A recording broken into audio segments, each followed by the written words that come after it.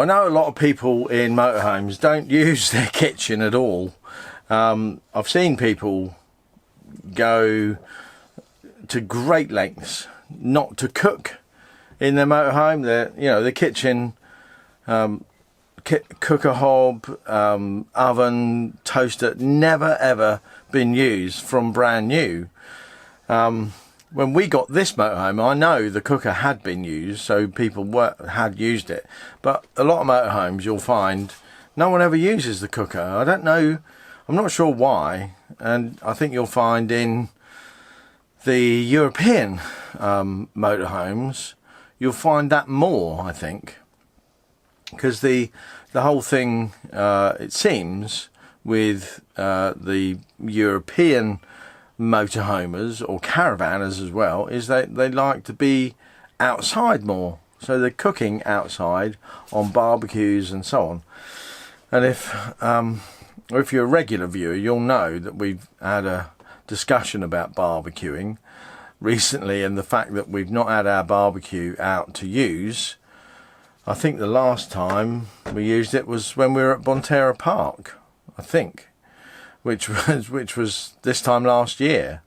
So we've not used it for a year, and we're wondering why we have it.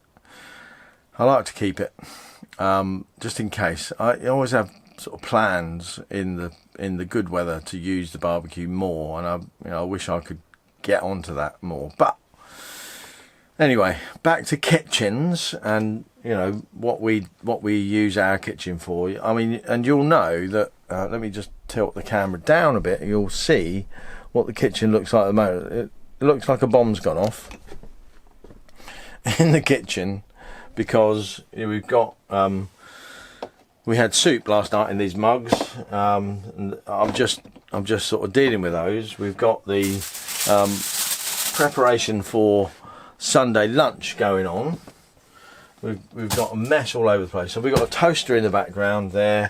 We've got the induction hob, usually with the kettle on it, while we're going there to make copious amounts of tea and coffee. But also right here we've got the sink, and I'm just starting to wash up all these. There's bowls and cups and cutlery and all sorts. And what I do with all that is, normally I don't think it's worth putting the hot water on and using up the gas to do a little bit of washing up. When we're on a site like this, we're across the road for showers. If we need to wash our hands or our face or stuff like that, we're using cold water and soap, and that works equally well, so that's all fine. But to do the washing up, we use hot water boiled up in the kettle, and that's what I've done here. So I just go through, and what I do is I dump all the cutlery into the bottom of the bowl first and let that sit in there, because any bits and pieces, while I've been talking to you, I'll put that in. And that knife was covered in Marmite. Not anymore, because it's dissolved in the hot water. I don't just use the boiling water, because that would be daft. I'll scald my hands. So I put cold water in as well. And I like to use these washing up brushes to give the inside of things like this a real good sort of scrub around, just to get any bits and pieces off.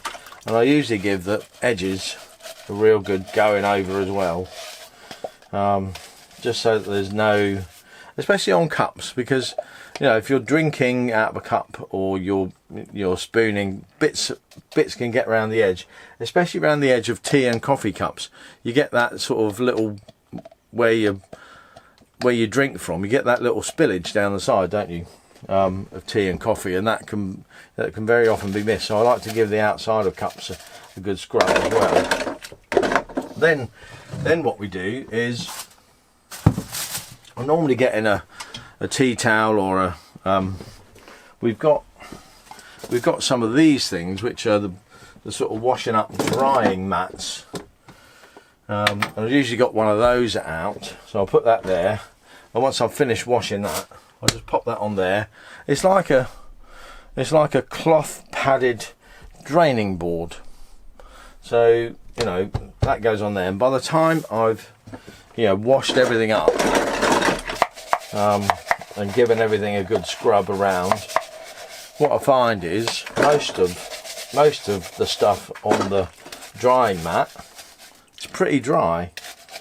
You know, that might sound pretty obvious, and it is, but what that means is that I don't have to do much drying up. So that's, you know, that's quite good, isn't it? So that's that. That's a bit more about sort of motorhome life, working in the kitchen. It's a tiny space, you know. I can, you know, my arm stretches across the worktop to reach out the window, so that's quite small, you know. We've got the little tiny sink, which is only, well, just I couldn't fit 2 of my heads into the sink. But to give you an idea of how small the sink is, but we do use a little tiny washing up bowl, just to, I don't know, why do people use washing up bowls and not the sink? I suppose it's because if we've got any like tea residue, and here's one of those little things down the side of a teacup that you see. If you've got any tea residue like we have in here, I can tip it down the side of the bowl and that'll just drain off into the thing. This is Wendy's cup, and she likes to leave the tea bag in to get the real strength of tea coming through. So as I say, I like to really give the outside of those cups a scrub, and definitely the inside. Sometimes I mean, this was a fairly cheap cup, so sometimes the insides of those cups get scratched up because the glazing isn't that hard, not like good quality cups, so you get a bit of staining on the inside, and although it's sort of clean, it's stained. Now, I'm sure some of you who know more about staining in cups than I do will say to me, "Oh, that's not very hygienic." But that's the sort of cleanliness you get in a cup. And you can see the bottom of the cup is all scratched up with the stirring and stuff like that. There's some cups, I know there are some cups that never get stained on the inside, but they're usually of higher quality. But there you go, that's that. If you've enjoyed this little bit of motorhome life, give us a thumbs up, and don't forget to subscribe and share this video on social media. I'll see you again soon. Bye bye for now.